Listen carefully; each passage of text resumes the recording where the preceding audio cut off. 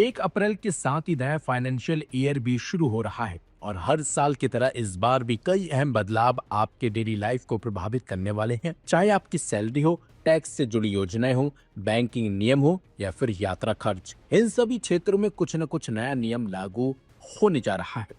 नए नियमों का मकसद जहां एक तरफ सिस्टम को ज्यादा पारदर्शी और आसान बनाना है, तो वही दूसरी तरफ आम लोगों की वित्तीय योजना पर भी इसका सीधा सीधा असर पड़ेगा। इसलिए जरूरी है कि आप इन बदलावों को समय रहते समझें और अपने फैसलों को उसी मुताबिक ढालें। आइए अब एक एक करके इन सभी महत्वपूर्ण बदलावों पर विस्तार से नजर डालते हैं, ताकि आप फाइनेंशियल ईयर की शुरुआत पूरी तैयारी और समझदारी के साथ कर सके। इनकम टैक्स में बड़ा बदलाव। इस साल से नया इनकम टैक्स कानून लागू होगा, जो पुराने सिस्टम की जगह लेगा। अब टैक्स से जुड़ी प्रक्रिया को आसान बनाया जा रहा है।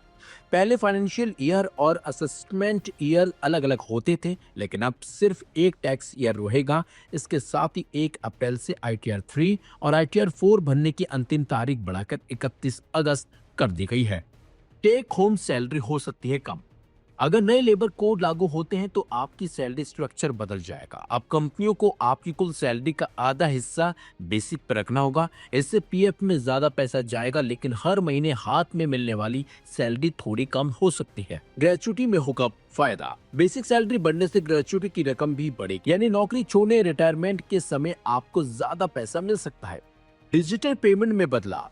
डिजिटल पेमेंट में सुरक्षा बढ़ेगी और 2 फैक्टर ऑथेंटिकेशन जरूरी होगा। पहले कई बार सिर्फ OTP डालकर पेमेंट पूरा हो जाता था, लेकिन अब ऐसा नहीं होगा। अब हर ट्रांजैक्शन के लिए 2 तरह के पहचान जरूरी होगी, जैसे OTP के साथ पिन, पासवर्ड या फिंगरप्रिंट का इस्तेमाल करना होगा। महंगा होगा FASTag. National highway authority of India ने फास्टैग के सालाना पास की कीमत बढ़ा दी है। अब यह 3000 रुपए की जगह 3075 रुपए का हो जाएगा। भारतीय रेलवे ने टिकट रद्द करने के नियम अपडेट किए हैं। इसके तहत अब रिफंड पूरी तरह इस बात पर निर्भर करेगा कि आपने टिकट कितनी जल्दी कैंसिल किया है। सबसे बड़ा बदलाव यह है कि अब ट्रेन छूटने से 8 घंटे पहले तक की टिकट कैंसिल करने पर रिफंड मिलेगा। अगर आप 8 घंटे से कम समय में टिकट रद्द करते हैं तो आपको कोई पैसा वापस नहीं मिलेगा। चलिए आपको बताते हैं आखिर ये रिफंड किस तरह से मिलेगा। 72 घंटे पहले लगभग पूरा पैसा वापस हो जाएगा। 24 घंटे से 72 घंटे पहले 25% किराया कटेगा। 8 से 24 घंटे पहले 50% किराया कटेगा। वही एक अच्छी बात यह है कि टिकट कैंसिल करने पर पैसा अपने आप अकाउंट में आ जाएगा। आपको अलग से कोई फॉर्म भरने की जरूरत नहीं पड़ेगी। इसके अलावा अब यात्री ट्रेन छूटने से 30 मिनट पहले तक अपना बोर्डिंग स्टेशन बदल पाएंगे। यह सुविधा खासकर उन लोगों के लिए फायदेमंद है जो बड़े शहरों में रहते हैं, जहां कई रेलवे स्टेशन होते हैं। अब पैन कार्ड बनवाने के लिए सिर्फ आधार कार्ड काफी नहीं होगा। अभी तक लोग सिर्फ आधार कार्ड के जरिए पैन कार्ड के लिए आवेदन कर सकते थे।